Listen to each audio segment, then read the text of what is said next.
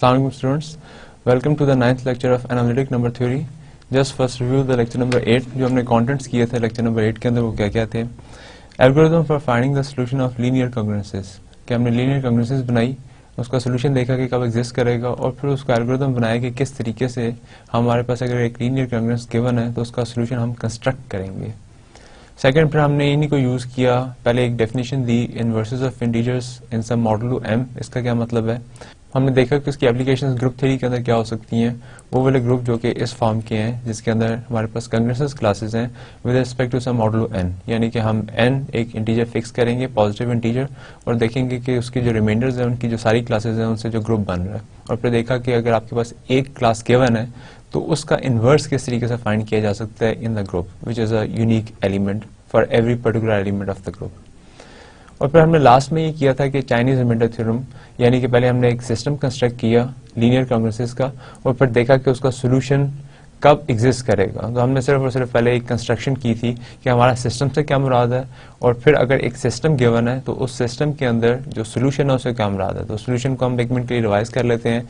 या सोल्यूशन का मतलब ये है कि वो एलिमेंट, वो इंटीजर जो अगर हम लीनियर कॉन्ग्रेसेस के अंदर सब्स्टिट्यूट करेंगे तो उसको सेटिस्फाई करेगा.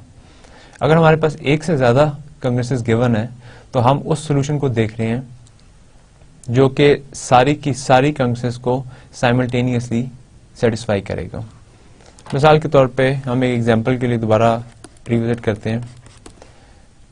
x is congruent to 1 mod 7, then x is congruent to 3 mod 5 and x is congruent to 2 mod 11. तो हमने कहा कि ये हमारे पास एक सिस्टम है, सिस्टम ऑफ लीनियर कॉन्ग्रेसेस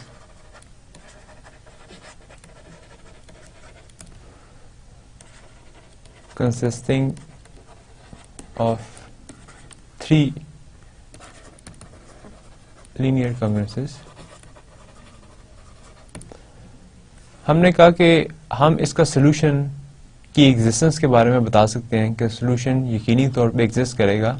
एक ऐसा इंटीजर मिलेगा जो कि साइमल्टेनियसली सबको सॉल्व करेगा अगर हमारे जो थ्योरम है जिसको हमने चाइनीज रिमाइंडर थ्योरम कहा था उसके हाइपोथेसिस को सेटिस्फाई करें. अब हाइपोथेसिस क्या थे, हमने जनरली जो फॉर्म लिखी थी वो ये लिखी थी x is congruent to ai mod mi, x is congruent to, से मैं इधर क्योंकि मैं सिस्टम लिखना चाह रहा हूं तो इधर 1 कर देता हूं, देन a2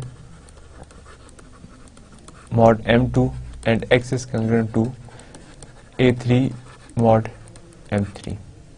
सो अगर आप इसको देखें तो मेरे पास m1 की वैल्यू 7 है, m2 की वैल्यू 5 है, m3 की वैल्यू 11 है. इस साइड के ऊपर सारे x हैं जो कि अननोन है और वो नंबर्स हैं जिनके कॉन्ग्रुएंट मुझे चाहिए. तो ये a1 a2 a3 की वैल्यूज गिवन है 1 3 एंड 2.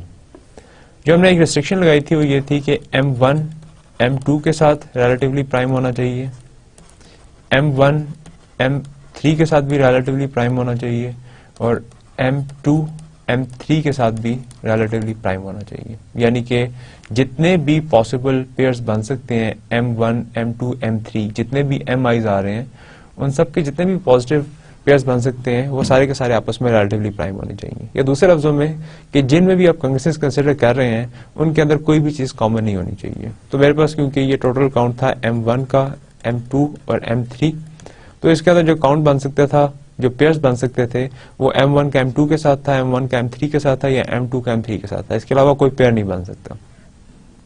तो मैंने जनरली लिखा mi and mj should be 1 when I is not equal to j. क्योंकि अगर आप i और j को इक्वल रख लेंगे और लिखेंगे m1 का m1 के साथ तो आंसर m1 ही आ जाएगा. क्योंकि अगर आप दो नंबर सेम लिखते हैं, से मैं पहला नंबर चूज कर लेता हूँ 7, तो 7 का 7 के साथ जो GCD है दैट इज एग्जैक्टली 7, क्योंकि दोनों चीजों में 7 कॉमन है. तो आपने ग्रेटेस्ट कॉमन डिवाइजर निकालना था वो 7 आ जाएगा. तो इसलिए मैं 7 का सिर्फ 7 के साथ नहीं लूंगा बल्कि 7 का 5 के साथ और 7 का 11 के साथ. तो इस कंडीशन का ये मतलब था, ये जो हमने लास्ट टाइम देखी थी चाइनीज रिमाइंडर थ्योरम की स्टेटमेंट के अंदर. अब एक दफा दोबारा रिविजिट करते हैं, स्टेटमेंट को देखते हैं. ये हमारे पास स्टेटमेंट है चाइनीज रिमाइंडर थ्योरम की. m1 m2 mr be positive integers that are relatively prime in pairs यानी कि कोई भी दो आप उठाएं तो उनका GCD 1 होना चाहिए। ये लिखा हुआ है MIMJ is equal to 1 if I is not equal to J. Then for any integers A1, A2, AR, the R congruences, R congruences से मुराद के पहली congruence, दूसरी congruence और ये R congruences, इन सब congruences का solution होगा such that हमारे पास ये R congruences है।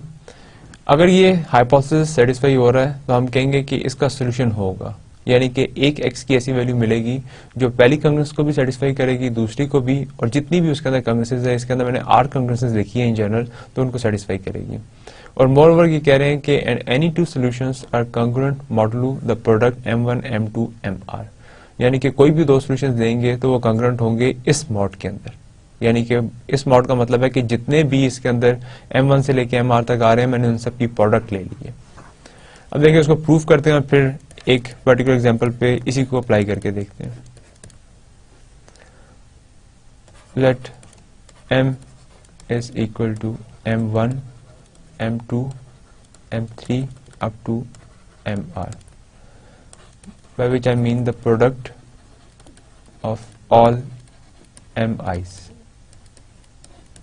ये जितने भी आ रहे हैं इस साइड के ऊपर जिनके अंदर मैं कंग्रेसेस कंसिडर कर रहा हूं, मैं इन सब की प्रोडक्ट करना चाहता हूं। मैं एक पिछली कंसिडर से कर लेते हैं कि मेरे पास ये इस एग्जांपल में 7 था, 5 था, 11 था, तो मैं अगर M लिखूंगा इस पर्टिकुलर केस में तो M क्या होगा 7 इंटू 5 इंटू 11, तो जो भी ये नंबर निकलेगा ये मेरे पास M की वैल्यू है। मैं इधर M ये कंसिडर कर रहा हूँ। सो M is the product of all MI's जिनके हिसाब से हम कंग्रेसेस कंसिडर कर रहे हैं। अब जरा देखते हैं कि हर M के अंदर से अगर एक को खत्म कर दिया जाए तो उसका बाकी के साथ क्या रिलेशन निकलेगा। मैं कंसिडर करता हूं first M over M1।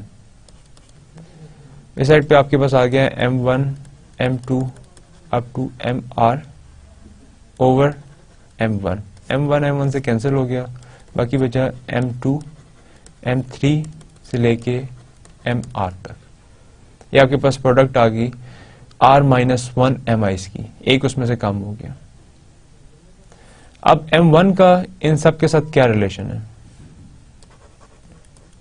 M1 M2 के साथ GCD इसका 1 होगा, M1 का M3 के साथ GCD 1 होगा, एंड सो ऑन M1 का MR के साथ GCD 1 होगा। अगर M1 का सब के साथ M2 से लेके MR तक इन सब के साथ GCD 1 है तो M1 का इनकी प्रोडक्ट के साथ GCD क्या होगा M2 M3 up to MR। ये हमने एक रिजल्ट किया था कि अगर दो नंबर्स हैं A का B के साथ भी GCD 1 है, A का C के साथ भी GCD 1 है, तो A का B और C की जो प्रोडक्ट होगी उसके साथ भी GCD 1 ही रहेगा। तो मैं इसको सक्सेसिवली अप्लाई कर सकता हूँ। पहले BC के साथ देख लिया, फिर एक और नंबर लिया उसके साथ देख लिया, तो मेरे पास ये नंबर्स गिवन है M2 M3 MR तक। इन सब के साथ इनका GCD 1 है, then it should have the GCD the product, if the GCD with all numbers is 1 then the GCD with the product of those R-1 numbers should also be 1। अभी जो इस side के ऊपर चीज लिखी हुई है ये क्या है, तो अगर आप इसको देखें M by M1 को, तो ये एग्जैक्टली इसकी वैल्यू है। तो मैं इसी को आगे से इस तरह लिख सकता हूँ M1 M by M1 is equal to 1। मैंने सिर्फ इसकी वैल्यू सब्स्टिट्यूट कर दी है जो इधर पीछे निकाली थी, तो मुझे ये पता लगा कि M1 का जो बाकी प्रोडक्ट बच रही है उसके साथ जो GCD होगा वो 1 होगा। ये क्वेश्चन मैं M2 के बारे में करता हूँ। सो लेट्स सपोज कि मेरे पास गिवन है M2 और मैं कहता हूँ कि इसका GCD क्या आएगा M1 M3 M4 up to MR तक। अब M2 इधर से मैंने निकाल दिया, बाकी सब के साथ इसका GCD 1 था, यानी बाकी सब के साथ रिलेटिवली प्राइम थी, तो प्रोडक्ट के साथ भी रिलेटिवली प्राइम होगी। अगर मैं इसके अंदर इसकी वैल्यू पुट करूं तो M में प्रोडक्ट उन सब की, उसको डिवाइड कर दूं अगर M2 से, तो उसका मतलब ये होगा कि प्रोडक्ट में से सिर्फ 2 निकल गया। इसको एक दफा लिख लेते हैं इधर, M by M2 का मतलब क्या होगा, ऊपर सारी की सबकी प्रोडक्ट लिखी हुई है MR तक डिवाइडेड बाय M2, ये इधर से कैंसिल हो गया, तो M1 M2 अंदर से मिसिंग है, देन M3 और सो ऑन, तो ये स्टार्ट होगा। तो M2 का m यानी कि जो प्रोडक्ट थी उसमें से अगर m2 निकाल दिया जाए तो बाकी जो बचेगा उसका जीसीडी 1 होगा। इसी बेस के ऊपर मैं आप जनरली ये क्लेम कर रहा हूं कि mi को अगर प्रोडक्ट में से निकाल दिया जाए तो इनका जीसीडी 1 बचेगा फॉर ऑल i फ्रॉम 1 2 3 से लेके r तक, 1 से लेके r तक ये बात ट्रू है। अब मैं इसके ऊपर जो हमारे पास जीसीडी की प्रॉपर्टीज है वो अप्लाई करता हूँ। ये एक नंबर है mi, हर एक के लिए आपके पास एक जीसीडी मिलता जाएगा, m1 m over m1, then m2 m over m2 and so on. तो मैं इसको mi कंसिडर करता हूँ, ये एक नंबर गिवन है और इधर एक नंबर गिवन है, इन दो का जीसीडी 1 आ रहा है। अब जीसीडी के बारे में मुझे पता है कि GCD can be written as a linear combination of those two numbers जिनका आपने जीसीडी कैलकुलेट किया है।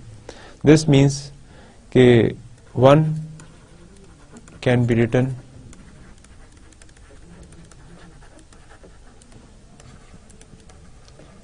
linear combination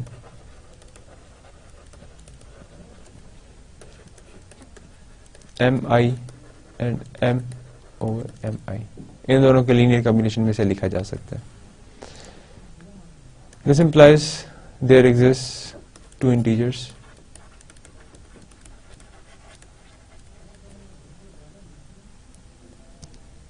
उनका नाम रख लेते हैं xi and bi such that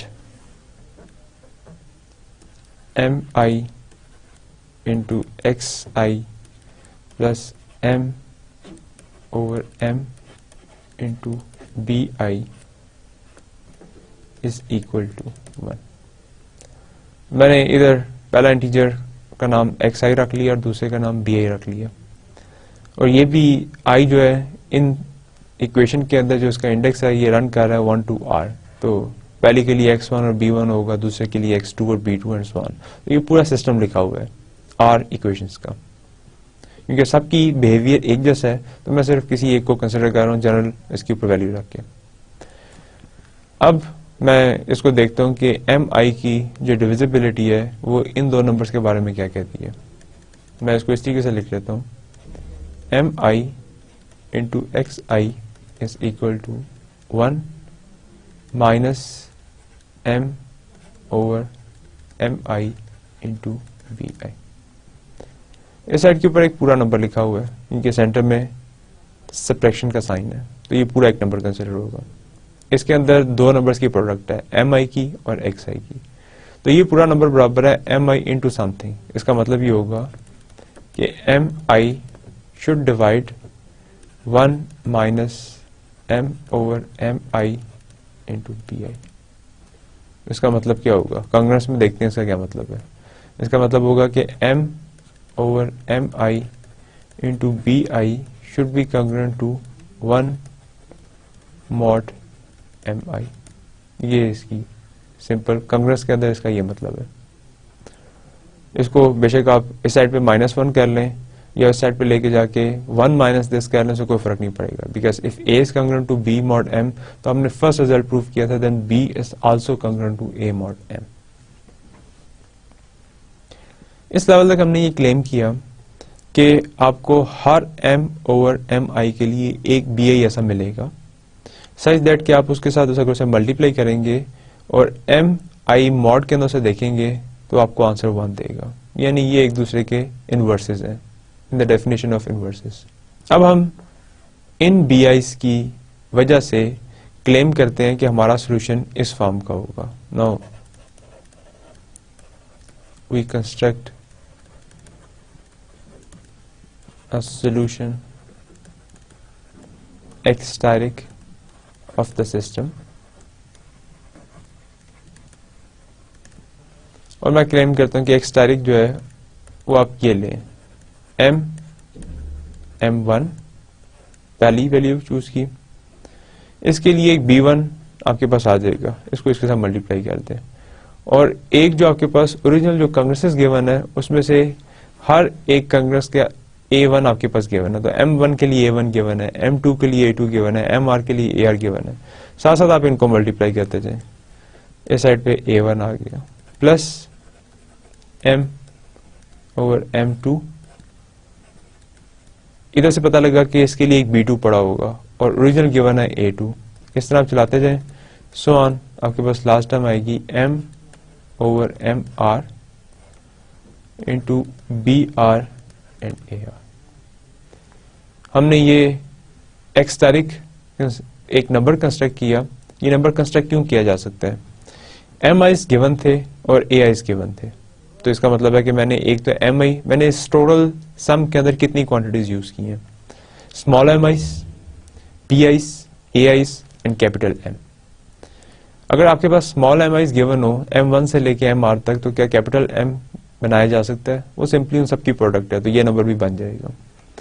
A1, A2, AR original system में गिवन थे, इसका मतलब है दे आर गिवन नंबर्स। और इस प्रूफ को इस लेवल तक लेके आने के लिए मैंने BI's की कंस्ट्रक्शन शो कर दी कि ऐसे BI's जरूर एग्जिस्ट करेंगे। किससे शो की? इस एक्सटेंडेड यूक्लिडियन एल्गोरिथम से। वही हमारे पास सेम जो बार बार हम यूज कर रहे हैं कि अगर आपके पास दो नंबर्स का GCD कोई भी नंबर आ रहा है तो उस GCD को उन दो नंबर्स के लीनियर कॉम्बिनेशन में लिखा जा सकता है। तो लीनियर कॉम्बिनेशन का मतलब ये है कि दो ऐसे इंटीजर्स और मिलेंगे सच दैट कि आप अगर लीनियर कॉम्बिनेशन बनाएंगे तो एग्जैक्टली आंसर GCD देगा। तो इस केस में क्योंकि आंसर GCD 1 है, हमने ये एज्यूम किया हुआ है, तो इसलिए वो एग्जैक्टली यही आंसर देगा 1। तो इससे मुझे BI's की वैल्यूज मिल जाएंगी। हर चीज इस इक्वेशन के अंदर मिल गई, इसका मतलब है कि मैं ये नंबर कंस्ट्रक्ट कर सकता हूँ x तारीख। इससे मैंने ऊपर एक लाइन लिखी है, ना वो कंस्ट्रक्ट अ सोल्यूशन।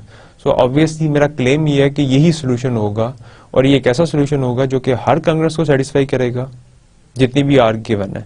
तो अगर ये हर कांग्रेस को सेटिस्फाई करेगा, इसका मतलब है कि ये जो पूरे का पूरा सिस्टम आपने लिखा हुआ है आर इक्वेशंस का, ये उसका सोल्यूशन है। अब देखते हैं बारी बारी के सोल्यूशन कैसे है। तो पहले सिंपल सी एग्जांपल लेते हैं फर्स्ट के लिए। मैं सोल्यूशन दोबारा लिखता हूँ। मैंने सोल्यूशन लिखा x direct is equal to m1 b1 a1 plus m2 b2 a2 से लेके mr br एंड ar। मेरी फर्स्ट कांग्रेस जो थी सिस्टम की वो गिवन है x is congruent to a1 mod m1। If मेरा क्लेम ट्रू है, if x direct is the solution of the system, then x direct की वैल्यू अगर मैं इधर लगाऊं तो ये सेटिस्फाई होनी चाहिए। मैं x डायरेक्ट की वैल्यू कंसिडर कर लेता हूं, ये लिखी हुई है m/m1 b1 a1 up to m/mr br ar। मैं देखना चाहता हूँ कि congruent to what mod m1 आता है। अगर तो ये नंबर जो मैंने एज्यूम किया है, जो कंस्ट्रक्ट किया है, अगर ये भी आंसर मुझे a1 ही दे दे तो बात खत्म हो जाएगी। ये एग्जैक्टली जो मैंने कंस्ट्रक्ट किया है ये पहली का सोल्यूशन होगा। अगर पहली का तो फिर मैं दूसरी को देखूंगा, तीसरी को देखूंगा, स्वान आर तक देखूंगा। अगर सब चीजों के लिए ठीक हो गया तो मैंने इसका मतलब है कि एक सोल्यूशन बना के दिखा दिया। तो अब प्रूफ के दो तरीके हो सकते थे, या तो मैं सिर्फ इतना बताता कि एक सोल्यूशन एग्जिस्ट करेगा। दूसरा ज्यादा पावरफुल तरीका ये है कि मैं आपको बना के दिखा दूं कि ये नंबर एग्जैक्टली सोल्यूशन होगा। सो इस केस के अंदर हमारी स्ट्रेटेजी ज्यादा स्ट्रांग है कि हम आपको एक नंबर बना के दे रहे हैं जिसके ऊपर हम क्लेम करेंगे कि एग्जैक्टली यही नंबर सोल्यूशन होगा सिस्टम का, और इसी की बेस पे हम बाद में एल्गोरिथम डेवलप करेंगे कि अगर आपके पास एक सिस्टम गिवन है तो उसका सोल्यूशन कंस्ट्रक्ट कैसे करना है। पहले तो इसको देखते हैं कि इसका जो आंसर है कंग्रेंट टू, क्या ये वाकई a1 मॉड m1 आता है। मैं इन सब चीजों को जो भी आपके पास गिवन है इनको अलग-अलग कंसिडर करता हूं। पहले मैं फर्स्ट को देखता हूं।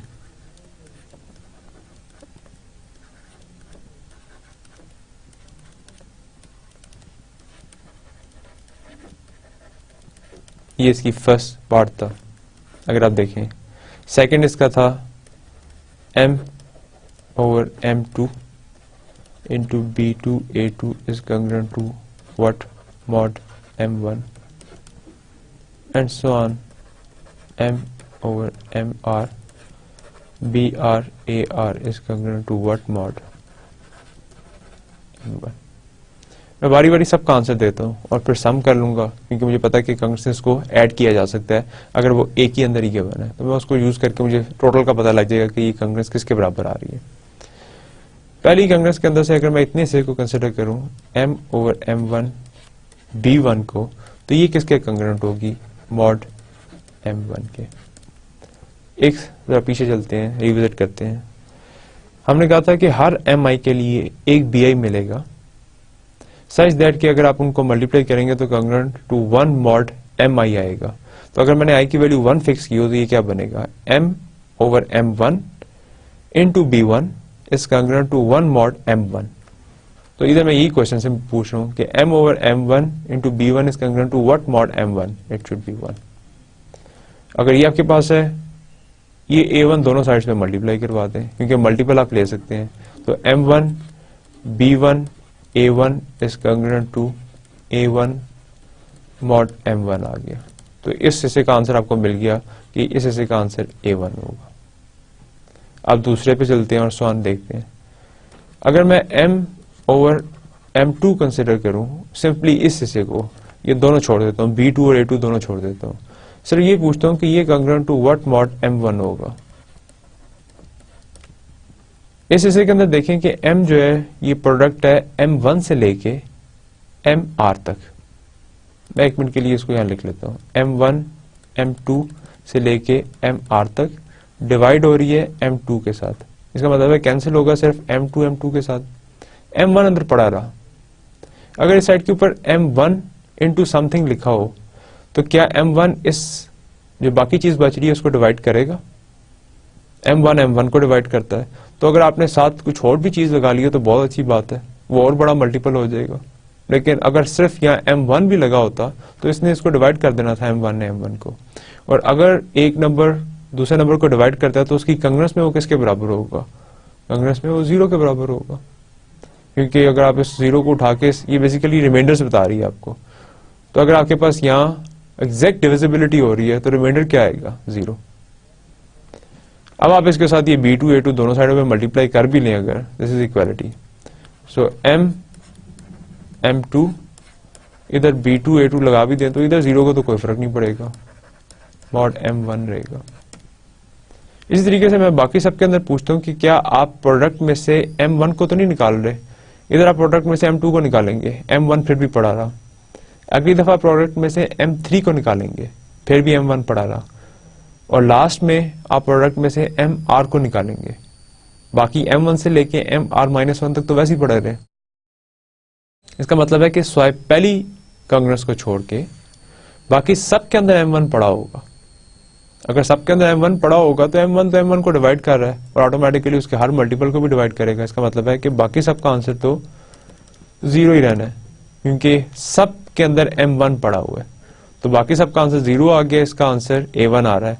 अगर आप इन सब को जमा करते हैं r कांग्रेसेस को तो लेफ्ट हैंड साइड आपके पास क्या बनेगी? लेफ्ट हैंड साइड बन जाएगी x डायरेक्ट, क्योंकि इन सब का सम जो है ये x डायरेक्ट के बराबर है, ये हमने ऊपर कंसिडर किया हुआ है, ये सारे का सारा सम है। और राइट साइड के ऊपर पहली जो आपके पास है वो a1 है और बाकी सारे 0 0 है। तो आपके पास बराबर आ जाएगा, it is a1 mod m1। तो एक्स डायरेक्ट आपको पता लगा कि ये कंग्रेंट टू a1 मॉड आता है। इसका आंसर आपको मिल गया। अगर x की जगह मैंने एक नंबर रखूं और वो नंबर भी आंसर a1 दे दे, इसका मतलब है कि वो जो नंबर मैंने चूज किया हुआ है वो इस कांग्रेस का सोल्यूशन है। क्योंकि सोल्यूशन की डेफिनेशन ये थी कि ऐसा इंटीजर जो आप उस इनडिटर्मिनेट की जगह रखें और वो उसको सेटिस्फाई कर दे, उस कांग्रेस को सेटिस्फाई कर दे, तो इसका मतलब है कि वो कांग्रेस का सोल्यूशन है। यही काम है, मैं m2 के लिए देखता हूँ और फिर हम उसको जनरलाइज कर देंगे। मेरे पास से अब यही सोल्यूशन ये बनता है, x direct m over m1 b1 a1 m over m2 b2 a2 up to m over mr br ar। मैंने क्वेश्चन ये पूछना था कि x डायरेक्ट जो है ये congruent to what mod m2 होगा। तो मैं m2 मॉड के लिए इन सबको अलग अलग चेक कर लेता हूं। m over m1 b1 a1 is congruent to what mod m2, m over m2 B2 A2 is congruent to what mod M2?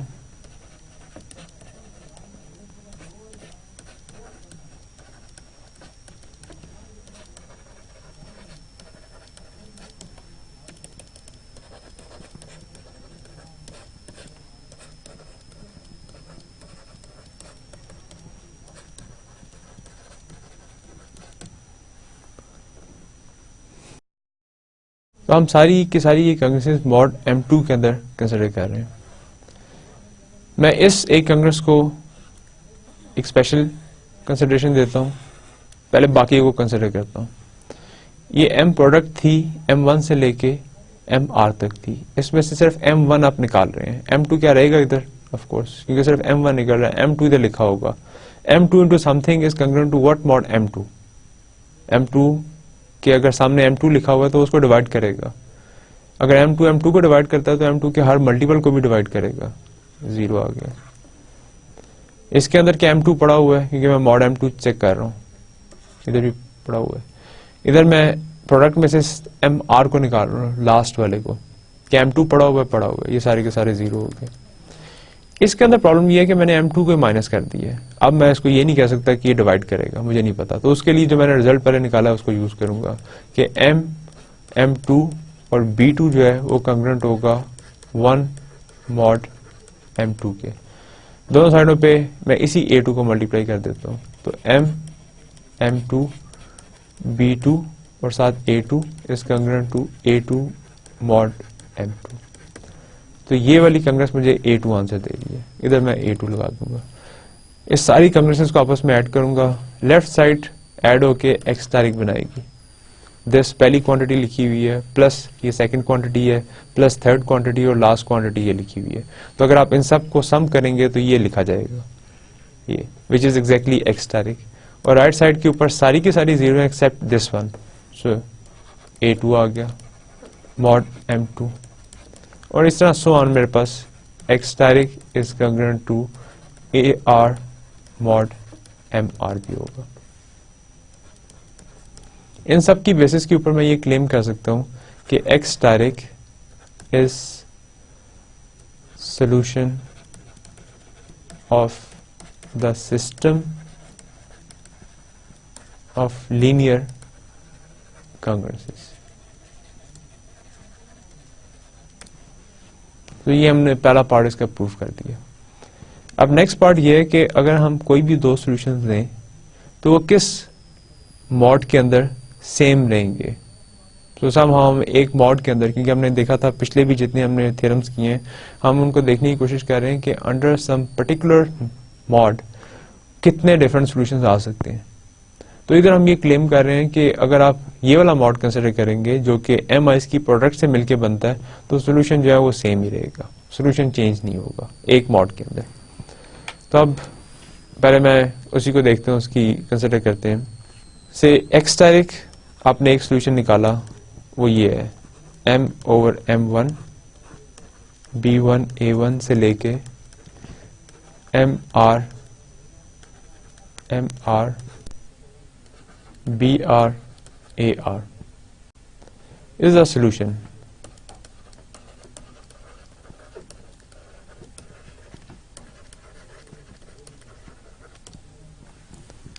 Now suppose Y static is any other solution of the system. अगर Y तारीख भी पूरे system का solution है तो इन सब को satisfy करेगा।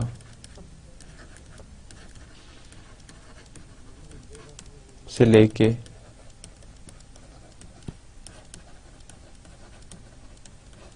सेटिस्फाई करने का मतलब है कि एक्स की जगह अगर वाई स्ट्राइक रख देंगे तब भी ये सिस्टम ट्रू रहेगा।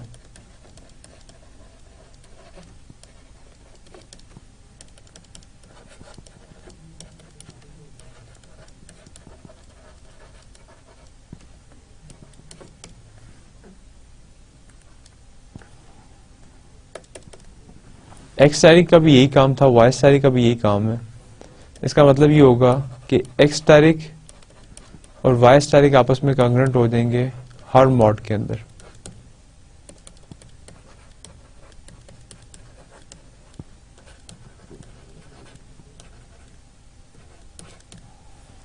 क्योंकि x स्टैटिक भी कांग्रुएंट है A1 मॉड M1 के, y स्टैटिक भी कांग्रुएंट है A1 मॉड M1 के, तो मैं ट्रांजिटिविटी यूज कर सकता हूं कि पहला अगर दूसरे के बराबर है, दूसरा तीसरे के बराबर है, तो पहला भी तीसरे के बराबर होगा। तो x स्टैटिक जो है वो A1 के कांग्रुएंट है, A1 आगे से y स्टैटिक के कांग्रुएंट है, तो x स्टैटिक भी कांग्रुएंट होगा y स्टैटिक के मॉड M1 के अंदर। तो सो ऑन मेरे पास ये R आपके पास मिल जाएगी। अब हमने एक रिजल्ट किया था कांग्रेसेस के अंदर कि जब हम कांग्रेसेस को हाई लेवल के ऊपर लेके जा सकते हैं, यानी कि जो उसका मॉडुलस की वैल्यू है उसको रेस कर सकते हैं, और वो हमने कहा था कि हम एलसीएम के लेवल तक रेस कर सकते हैं। तो मैं M1 और MR के अंदर, सो मेरे पास ये R कांग्रेसेस लिखी हुई हैं, सारी की सारी सेम है, तो मैं इधर से ये कंक्लूड कर सकता हूँ कि x स्टैटिक और y स्टैटिक जो है ये सेम रहेगा मॉड LCM ऑफ M1 से लेके MR तक।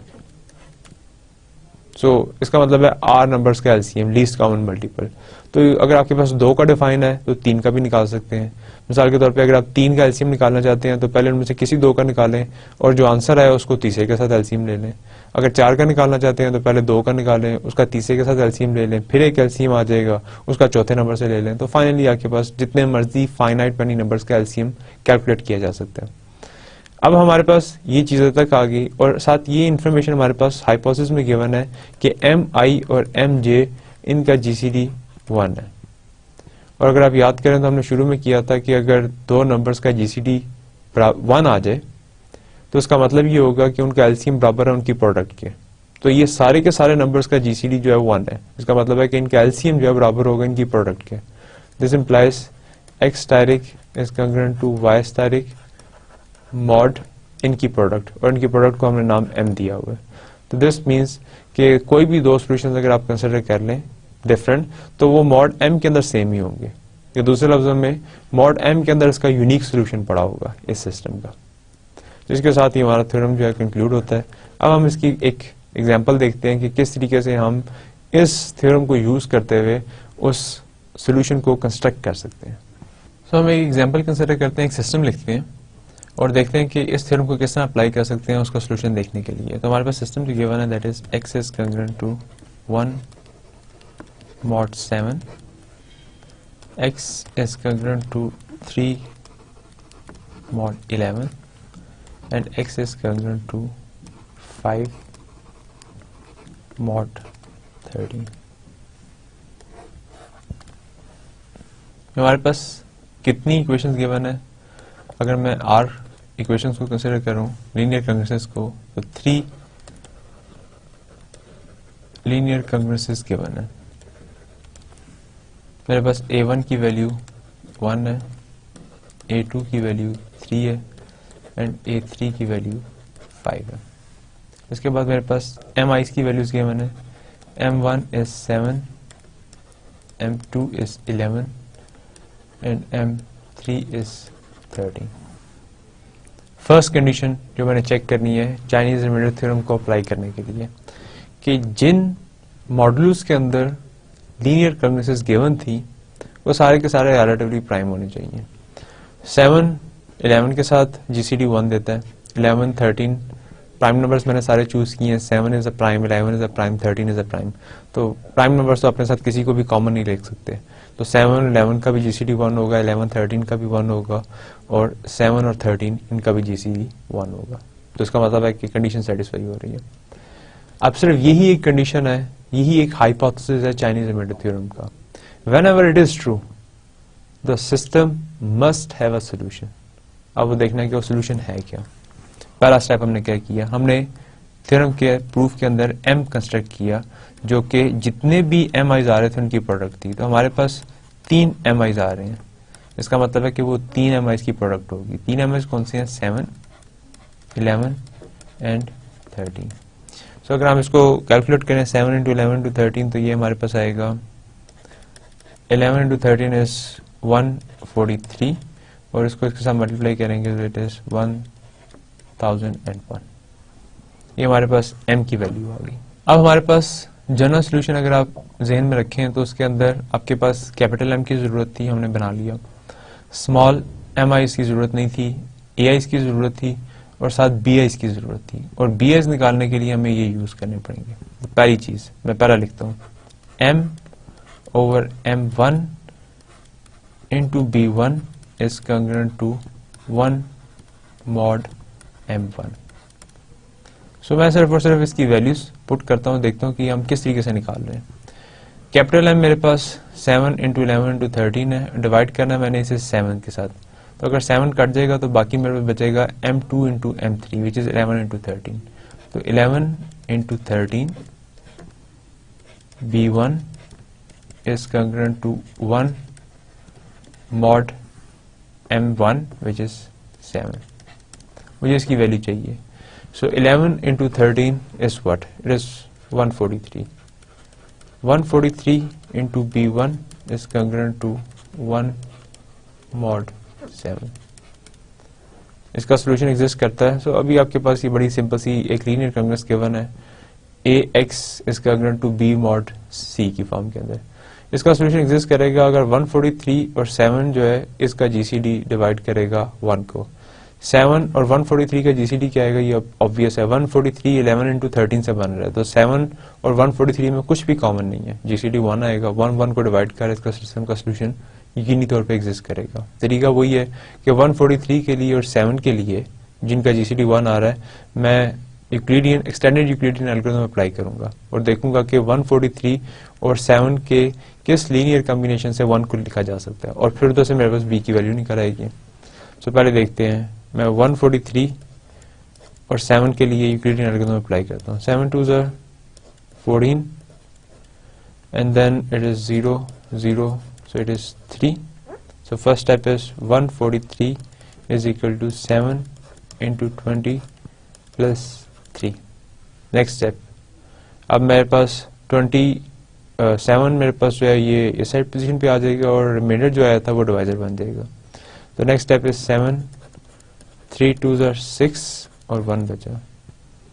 सो इधर 7 is equal to 3 into 2 plus 1, और नेक्स्ट जब मैं 3 और 1 को करूंगा तो रिमाइंडर 0 आ जाएगा। इसका मतलब है कि 1 इज जीसीडी।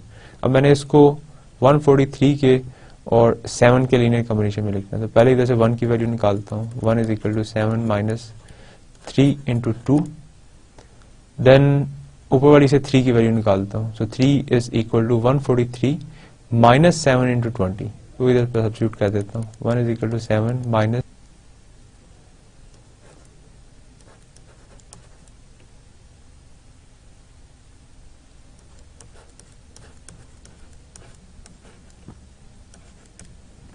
अब इसको हम सिंप्लीफाई करके देखते हैं क्या आ रहा है। So it is equal to 1 is equal to 7 minus 143 into 2 minus 7, so it is minus minus plus 7 into 2 into 20 is 40। so then 1 is equal to 143 और इस माइनस को मैं अंदर ले गया हूँ, माइनस 2 प्लस 7 और इधर 1 है तो ये इंटू 41 हो गया। सो ये मेरे पास इक्वेशन आ रही है इन दो के लीनियर कॉम्बिनेशन में लिखे। अब मैंने ये देखना है कि 143 किसके कंग्रेंट है, तो मैं सारी इक्वेशन को मॉड 7 में कंसिडर करूंगा। 1 7 को डिवाइड नहीं करता, मैं उसको वैसे ही छोड़ दूंगा। ये भी डिवाइड नहीं करता, वैसे ही छोड़ दूंगा, क्योंकि ये 7 इंटू 41 है, ये 7 का मल्टीपल है। तो ये वाला हिस्सा जो है ये यकीनी तौर के ऊपर 0 हो जाएगा मॉड 7 में। तो ये मेरे पास इक्वेशन बन जाएगी 1 is congruent to 143 minus 2 mod 7, या मैं सीधा करके लिखूं तो it is 143 into minus 2 is congruent to 1 mod 7। अब -2 मैंने निकाल लिया, लेकिन कंप्लीट एलजेब्रिक सिस्टम में मैं -2 को कन्वर्ट भी कर सकता हूँ, ना करना चाहूँ तो वैसे भी छोड़ सकता हूँ। सो -2 को 7 में देखना बड़ा आसान है। सो इट इज, इसका तरीका कार हमने लास्ट टाइम देखा था कि अगर आप किसी भी चीज़ को पॉजिटिव में कंसिडर करना चाहते हैं तो जिस मॉड में कंसिडर कर रहे हैं उसी के साथ ऐड कर दें। तो -2 को अगर आप ऐड कर दें 7 के अंदर तो 5 आ रहा है। तो मैं इधर से बड़ी आसानी से देख सकता हूँ कि -2 इज कंग्रुएंट टू 5 mod 7, ये इसके बराबर है। इसका मतलब है कि जो कंग्रुएंस मैंने लिखी है उसको मैं इस तरह लिख सकता हूँ 143 -2 की जगह 5 डाल दिया, it is congruent to 1 mod 7। मैंने ये वैल्यू निकाल ली B1 की। सो M over M1 B1 should be congruent to 1 mod M1। M over M1 मेरे पास बचा 11 into 13 which is 143। B1 निकाला मैंने 5 is congruent to 1 mod 7। तो इधर आपके पास 143 है, इसको अगर आप 5 से मल्टीप्लाई करें तो 5 3 is 15, 1 5 4 is 20 और 21, 2 5 1 is 5 और 2 7 और 7 1 5 को अगर आप डिवाइड करना शुरू कर दें तो 7 1 is 7, 0 करें तो आपके पास 70 आ गया, 1 5 7 2 is 14, remainder is 1। This means के ये जो हमने कैलकुलेशंस की हैं ये बिल्कुल ठीक है, ये B1 की वैल्यू है। इसी तरीके से अगर आप B2 कैलकुलेट करें तो वो क्या होगा, it is M over M2 into B2 is congruent to 1 mod M2। आपके पास M1 की वैल्यू, M2 की वैल्यू और M3 की वैल्यूज गिवन है। सो अगर आप कांग्रेस को देखें तो M1 is 7, M2 is 11 and it is 13। अगर मैं इस कांग्रेस को सिर्फ लिखूं कि ये क्या बनेगी तो इन तीनों में से M2 को अगर माइनस कर दें तो 7 13 से मल्टीप्लाई होगा, इस 91। B2 is congruent to 1 mod 11। मुझे B2 की एक ऐसी वैल्यू चाहिए जिससे 91 जो है वो कॉन्ग्रुएंट हो जाए 1 mod 11 के। फिर वही तरीका है कि इसका सोल्यूशन कब एग्जिस्ट करेगा, जब 91 और 11 का GCD इसको डिवाइड करेगा। 91 और 11 मैंने चूज ऐसे किए हैं कि इनका GCD 1 आता है, इसका मतलब है कि ये हमेशा इसको डिवाइड करेगा। अगर डिवाइड कर रहा है इसका सोल्यूशन एग्जिस्ट करेगा और हम उसको कैलकुलेट कर सकते हैं एक्सटेंडेड यूक्लिडियन एल्गोरिथम लगा के, जिस तरीके से हमने अभी ये पहला किया है। सो हम इसका भी एक और कर लेते हैं और फिर बाकी मैं डायरेक्ट लिख दूंगा। सो 91 into something plus 11 into something का आंसर 1 आना चाहिए। अगर ये आ जाता है तो मैं इसको मॉड 11 में कंसिडर करूंगा, ये वाला हिस्सा खत्म हो जाएगा तो ये वाली चीज कॉन्ग्रुएंट हो जाएगी 1 mod 11 के। तो एग्जैक्टली मेरे पास जो इधर लिखा होगा वही सोल्यूशन होगा। करने के लिए 91 को अंदर रखा, 11 पे डिवाइड किया, 11 8 88, नेक्स्ट 99 आएगा, बड़ा हो जाएगा। इधर से मेरे पास जो रिमाइंडर बचा दैट इज 1183। देन नेक्स्ट मैं 11 को अंदर आके 3 पे करूंगा, 3 3 is 9, बाकी बचा 2। देन नेक्स्ट मैं 3 को अंदर रखूंगा, 2 पे करूंगा, 2 1 is 2, रिमाइंडर बचा 1। अब मैं जब 2 को 1 पे करूंगा तो 1 2 is 2 और रिमाइंडर खत्म हो जाएगा। तो मुझे इन 3 स्टेप्स को लिख के इनमें से इन दो की वैल्यूज निकालनी है। पहला स्टेप लिखते हैं, 91 इज इक्वल टू 11 इसका डिवाइजर था इंटू 8 प्लस 3। नेक्स्ट में 11 का डिवाइजर 3 था इंटू 3 प्लस 2। देन 3 का डिवाइजर 2 था इंटू 1 प्लस 1। तो इस स्टेप से ये GCD होगा, इस स्टेप से बैक सब्स्टिट्यूशन होगी। सो बैक सब्स्टिट्यूशन करते हैं, 1 is equal to 3 minus 2 into 1। इधर से 2 की वैल्यू निकाल के इधर पुट कर देते हैं तो 1 is equal to 3 minus 11 minus 3 into 3 into 1।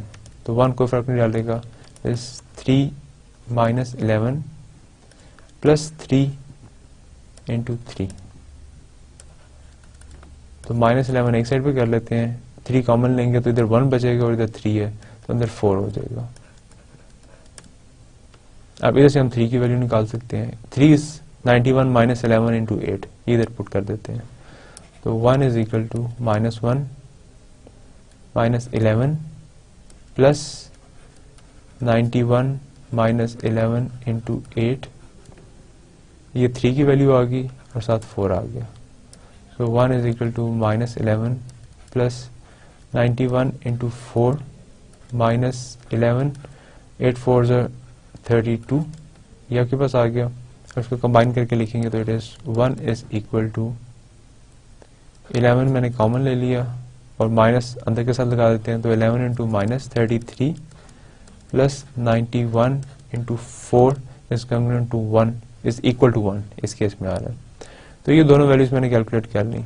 91 को 4 के साथ करें और 11 को माइनस 33 के साथ करें तो ये इक्वेशन सेटिस्फाई होगी। इसको हम चेक कर सकते हैं सिर्फ काउंटर चेक के लिए कि हमारी कैलकुलेशंस ठीक है या नहीं।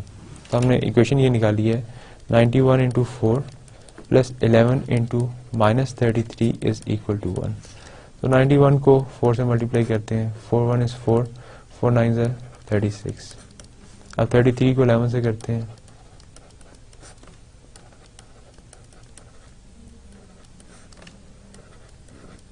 so it is 364 minus 363, so answer is 1। तो हमारी कैलकुलेशंस ठीक है। अब मैं इसको मॉड 11 में कंसिडर करूंगा, तो 91 इंटू 4, ये वाला ऐसा 0 हो गया, इज कॉन्ग्रुएंट टू 1 मॉड 11। तो मेरे पास जो B2 की वैल्यू चाहिए थी वो 4 आ गई। इसी तरीके से नेक्स्ट जो मेरी कॉन्ग्रुएंस है सिर्फ मैं वो बना के लिख देता हूँ, वो क्या होगी, M over M3 into B3 is congruent to 1 mod M3। तो कॉन्ग्रुएंस होनी चाहिए, तीसरी जो वैल्यू वो निकल रही है। तो M1 की वैल्यू 7 थी, M2 की वैल्यू 11 थी, तो 7 into 11 into B3 should be congruent to 1 mod 13। तो 77 into B3 should be congruent to 1 mod 13। और जब हमने इसकी वैल्यू कैलकुलेट की तो B3 जो है वो -2 के बराबर आ रहा है। -2 जो है वो 11 के बराबर है। -2 is congruent to 11 mod 30। तो इसका सोल्यूशन मैंने निकाला 77 into 11 is congruent to 1 mod 13। हम -2 को भी यूज़ कर सकते हैं, लेकिन क्योंकि हम कंप्लीट रेजिड्यू सिस्टम में देख रहे हैं तो हमने एक ऐसा नंबर ढूंढना होता है जो एग्जैक्टली 0 से लेकर 13 तक पड़ा हो। तो उसका सबसे आसान तरीका ये है कि पहले उसको रिड्यूस कर लें, बेशक नेगेटिव भी है, उसको 0 से लेकर -13 तक के दरमियान ले आएँ और फिर उसके अंदर 13 ऐड कर दें तो ऑटोमेटिकली पॉजिटिव हो जाएगा और वही आपका कॉन्ग्रुएंस का सोल्यूशन होगा। तो मेरे पास -2 था, वो ऑलरेडी -13 से कम था, मैंने सिंपली दोनों ऐड कर दिया 13 को। तो 13 अगर ऐड करूं -2 में तो 11 आता है, तो -2 इज कॉन्ग्रुएंट टू 11 mod 13। क्योंकि अगर आप इसको माइनस करेंगे तो -13 आ जाएगा एंड 13 डिवाइड्स -13, तो ये सोल्यूशन ठीक है। अब हम सोल्यूशन लिखते हैं कि सोल्यूशन हमारा एग्जैक्टली क्या होगा। So M ecstatic is equal to M over M1 B1 A1 plus M M2 B2 A2 plus M over M3 into B3 and A3। ये हमारे पास तीन नंबर्स का जो तीन हमारे पास टर्म्स आ रही हैं उनका सम आ रहा है। पहली सम देखें क्या है, M में से M1 निकाला यानी कि 7 निकाल दिया, तो बाकी 11 और 13 बचा, इट इज 143। 143 के साथ आपने B1 की जो वैल्यू कैलकुलेट की है वो है 5 और ओरिजिनल कॉन्ग्रुएंस के अंदर A1 की वैल्यू थी 1 प्लस प्रोडक्ट में से आपने M2 को निकाला, सेंटर वाला जो नंबर था दैट वाज 11, तो आपके पास 7 और 13 की जो प्रोडक्ट है वो आ गई, इज 91। B2 आपके पास क्या निकला, इट इज 4 और A2 आपके पास जो ओरिजिनल कॉन्ग्रुएंस में गिवन था that was 3। M over M3 13 निकाल दिया, बाकी बचा 7 और 11, इट इज 77।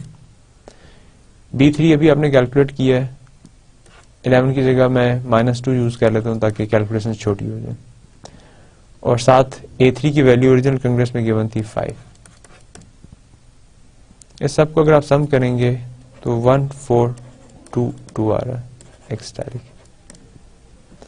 और हमने ये पहला क्लेम किया कि ये इसका सोल्यूशन है, और फिर हमने थ्योरम में प्रूफ ये किया था कि आप कोई भी सोल्यूशन देखेंगे वो मॉड m में यूनिक होगा।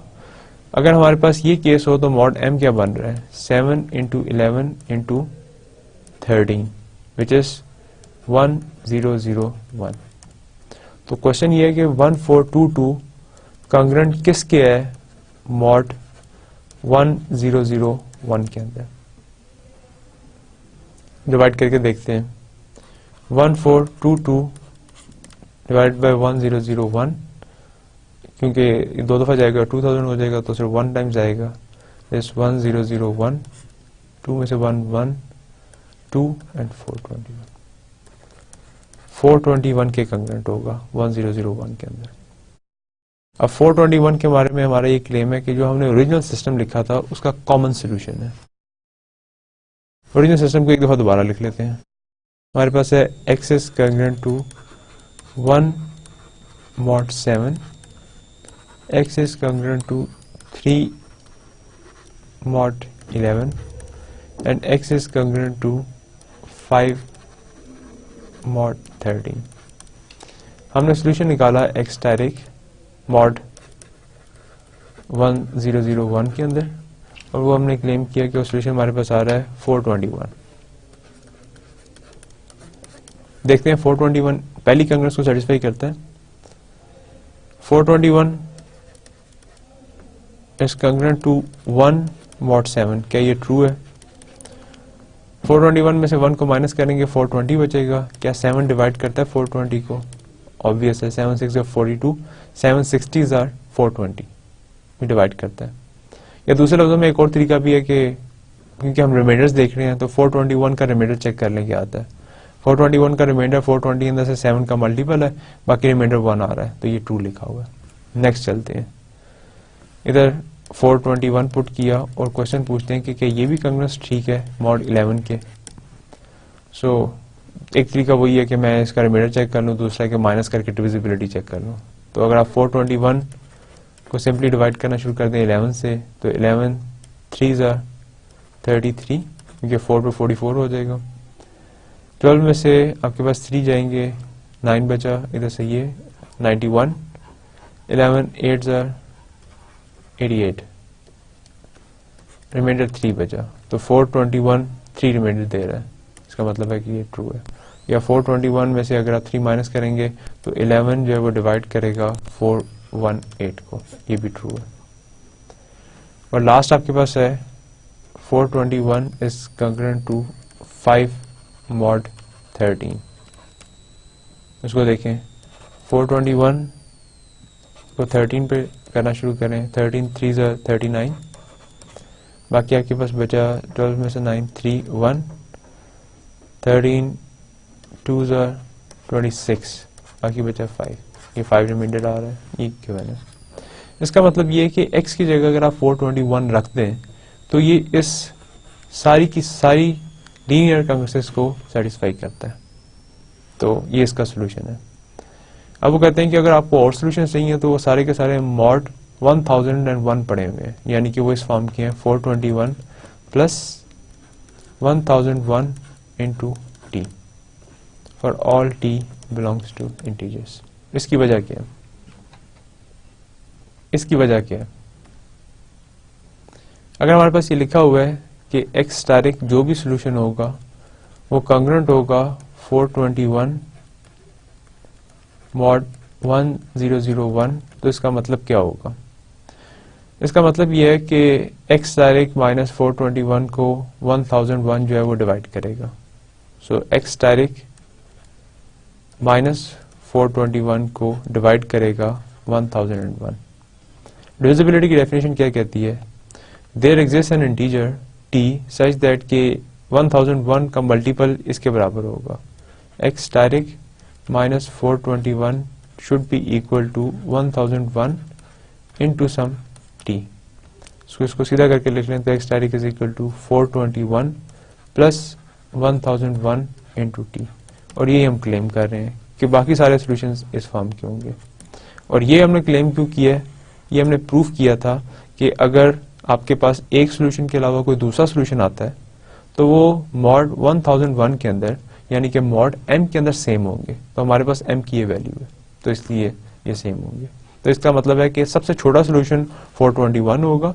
अगर आप इसको बड़ा करते जाएंगे तो बहुत बड़े सोल्यूशन भी आपको मिल सकते हैं पॉजिटिव के अंदर, और अगर आप नेगेटिव्स करना शुरू कर दें तो बहुत छोटे भी मिल सकते हैं, क्योंकि टी के ऊपर आपके पास चॉइस है कि आप जैसे मर्जी लगा सकते हैं। अब आपने एक चीज नोटिस की होगी कि जितनी कंग्रेसेस भी हम लिख रहे हैं हम उसको क्या तो लीनियर कंग्रेस रहे हैं, लेकिन हम एक पर्टिकुलर टाइप की लीनियर कंग्रेस कंसिडर कर रहे हैं। सो इसको अब एक्सप्लेन करने की जरूरत है कि ऐसा हम क्यों कर रहे हैं। मैंने जो सिस्टम लिखा उसके अंदर लिखा x is congruent to 1 mod 7, x is congruent to 3 mod 11 and x is congruent to 5 mod 13। ये मेरे पास सिस्टम बना लीनियर कंग्रेसेस का। लेकिन अगर आप लीनियर कंग्रेसेस को एक दफा इसकी डेफिनेशन को देखें तो लीनियर कंग्रेस किस टाइप की थी? वो थी ax is congruent to b mod m। ये जनरल फॉर्म थी। तो क्या ये वाली फॉर्म ये एग्जैक्टली यही है? अब अगर आप इसकी स्टेटमेंट देखें चाइनीज रिमाइंडर थ्योरम की, तो चाइनीज रिमाइंडर थ्योरम की जो स्टेटमेंट है उसके अंदर मैंने इन सब के साथ x के साथ कुछ मल्टीप्लाई नहीं किया, लेकिन जो लीनियर कंग्रेस की डेफिनेशन है उसके हिसाब से तो इधर ai मल्टीप्लाई हो सकता था, कोई भी एक कांस्टेंट मल्टीप्लाई हो सकता था। तो हमने तो इसका मतलब है कि एक खास किस्म की लीनियर कंग्रेसेस ली हैं जिनके अंदर जो मल्टीपल्स थे x के वो सारे के सारे 1 है। तो ये जनरल लीनियर कंग्रेसेस के सॉल्यूशन कैसे हुए या जनरल लीनियर कंग्रेसेस के सिस्टम का सॉल्यूशन कैसे हुआ, तो अब इसको देखने की जरूरत है। तो हम दोबारा चलते हैं एग्जांपल जो हम कंसिडर कर रहे हैं। लेट्स सपोज कि मेरे पास पहले तो मुझे ये पता लग गया कि अगर सिस्टम ऐसा गिवन होगा जिसमें हर x का जो कांस्टेंट मल्टीपल है वो 1 होगा, तो मैं चाइनीज रिमाइंडर थ्योरम के थ्रू उसका सॉल्यूशन निकाल सकता हूँ, प्रोवाइडेड कि जो हाइपोथेसिस हैं वो सेटिस्फाई हो रहे हों।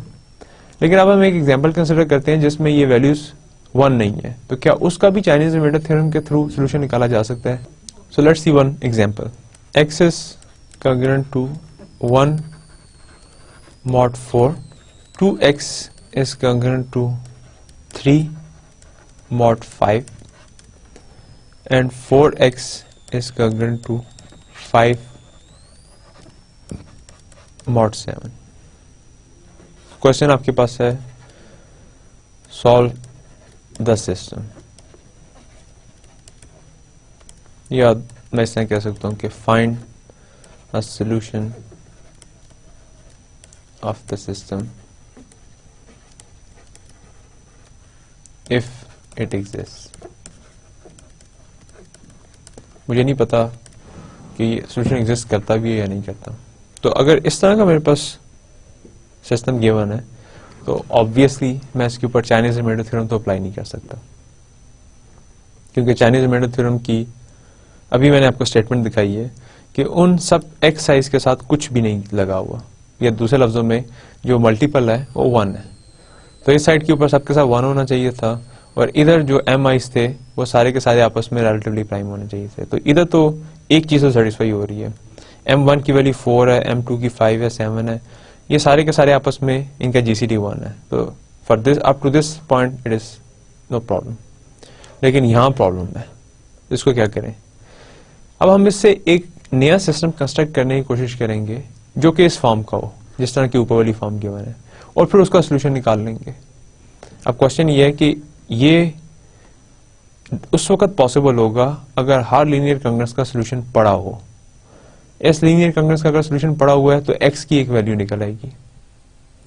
इसका अगर इस लीनियर कंग्रेस का, सो मैं इसको कंपेयर कर रहा हूं अब इसके साथ, लीनियर कंग्रेस के साथ, इसका सोल्यूशन कब होता है? अगर a और m का GCD डिवाइड कर दे b को। सो 2 और 5 का GCD 1 है। क्या 1 3 को डिवाइड करता है? यस। इसका मतलब है इसका सोल्यूशन होगा, x की वैल्यू मिलेगी। क्या 4x, ये वाली जो कांग्रेस है इसके अंदर 4 और 7 का GCD 1 है, 1 डिवाइड करता है 5 को, इसका मतलब है कि इसके अंदर भी x की एक वैल्यू मिलेगी। मैं डायरेक्टली देखता हूँ, गेस करते हैं सिंपली कि उसकी वैल्यूज क्या होंगी। क्योंकि हम पूरा एल्गोरिथम आज हमने जब रिव्यू किया है लेक्चर नंबर 8 का, तो हमने देखा है कि किसी भी लीनियर कांग्रेस का जो सोल्यूशन है उसको कंस्ट्रक्ट कैसे करना है, उसका एल्गोरिथम क्या है, तो वो एग्जैक्टली बेस कर रहा है एक्सटेंडेड यूक्लिडियन एल्गोरिथम पे। लेकिन हम डायरेक्टली इधर से देखते हैं क्योंकि हमारे पास ये जो गिवन है मॉड वो बहुत छोटे हैं। मैं x की वैल्यू 1 लगाता हूँ, 2 into 1 is 2 is congruent to 3 false, 2 लगाता हूँ, 2 into 2 4 is congruent to 3 false, 3 लगाता हूँ, 6 is congruent to 3 false, 6 का रिमाइंडर 1 आता है, 4 लगाता हूँ, 2 4 8, 8 का रिमाइंडर 5 के हिसाब से 3 आएगा। इसका मतलब है कि x इज इक्वल टू 4 इसका सोल्यूशन है। इसका मैं एक नया सिस्टम अब लिखता हूँ एक साइड के ऊपर, x is congruent to 1 mod 4, इसकी जगह लिखता हूँ x is congruent to 4 mod 5। 4 ये वाली कांग्रेस को इसके साथ क्यों रिप्लेस किया है, 2x is congruent to 3 mod 5 को, क्योंकि x इज इक्वल टू 4 ही इसका सोल्यूशन है। 2 into 4 is 8 and 8 minus 3 is 5 and 5 is divisible by 5, या दूसरे लफ्जों में 8 का रिमाइंडर 3 आएगा। तो इसका मतलब है कि ये कांग्रेस लिखना या ये कांग्रेस लिखना एक ही बात है। मैंने इसका सोल्यूशन देख लिया एग्जिस्ट करेगा, अगर करेगा तो x की वैल्यू निकलेगी, तो ये कांग्रेस से रिप्लेस कर दिया इसे। इसका भी सोल्यूशन एग्जिस्ट करेगा, मॉड 7 में है, मैं देख लेता हूँ 4 1 is 4 नहीं सोल्यूशन, 4 2 are 8, 8 का रिमाइंडर 1 आता है, 5 वैसे ही रहेगा, 4 3 are 12, 12 का रिमाइंडर 7 के साथ 5 आएगा, ये भी 5 लिखा हुआ है। इसका मतलब है कि इसका सोल्यूशन भी पड़ा हुआ है। 4x is congruent to 5 mod 7 का जो सोल्यूशन है that is in fact x is congruent to 3 mod 7। तो ये सिस्टम और ये जो सिस्टम लिखा हुआ अगर x is congruent to 1 mod 4 जो ओरिजिनल सिस्टम था, ये दोनों इक्विवेलेंट है। x की वैल्यू वैसी आ गई, इधर जो x की वैल्यू पॉसिबल हो सकती थी वो इधर लिख ली, इधर जो x की वैल्यू पॉसिबल हो सकती थी इधर लिख ली। अब ये जो हमने नया सिस्टम कंस्ट्रक्ट किया है, क्या इसको चाइनीज रिमाइंडर थ्योरम लगा के सॉल्व किया जा सकता है? Answer is yes.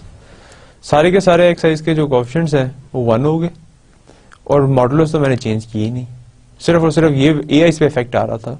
तो एआईज तो मैटर ही नहीं करती चाइनीज रिमाइंडर थ्योरम के थ्रू सोल्यूशन देखने के लिए, क्योंकि रिस्ट्रिक्शन सिर्फ एक्स आइज के कोएफिशिएंट पे 1 होने चाहिए और इधर एम आइज पे है जो कि रिलेटिवली प्राइम होने चाहिए। तो इससे ये सिस्टम बना लिया। अब इसका उसी तरीके से मैं सोल्यूशन बनाऊंगा और क्लेम ये करूंगा कि ये ओरिजिनल सिस्टम का सोल्यूशन है। तो दिस मीन्स के ये एक इनडायरेक्ट एप्लीकेशन है चाइनीज रिमाइंडर थ्योरम की, कि अपेरेंटली एक सिस्टम आपके पास गिवन है, अपेरेंटली उसके ऊपर चाइनीज रिमाइंडर थ्योरम एप्लीकेबल नहीं है, लेकिन अगर हम उसको अगर देख लें कि उसका सोल्यूशन एग्जिस्ट करता है लीनियर कांग्रेसेस का और उनके सॉल्यूशंस के अंदर उनको कन्वर्ट कर लें, तो फिर हम सॉल्यूशन को उसका सिस्टम जो है उसको सॉल्व कर सकते हैं। नेक्स्ट टाइम हम देखेंगे इसकी कुछ एप्लीकेशंस।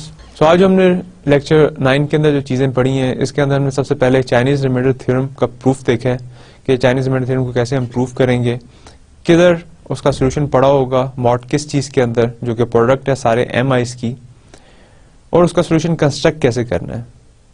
फिर हमने एक एग्जांपल की जिसके अंदर हमने सोल्यूशन कंस्ट्रक्ट करके दिखाया, 3 कांग्रेसेस का सिस्टम लिया, और फाइनली फिर हमने बताया कि एक ऐसा सिस्टम जिसके ऊपर अपेरेंटली तो चाइनीज रिमाइंडर थ्योरम के हाइपोथेसिस सेटिस्फाई नहीं होते, लेकिन after some modifications we can apply the Chinese remainder theorem.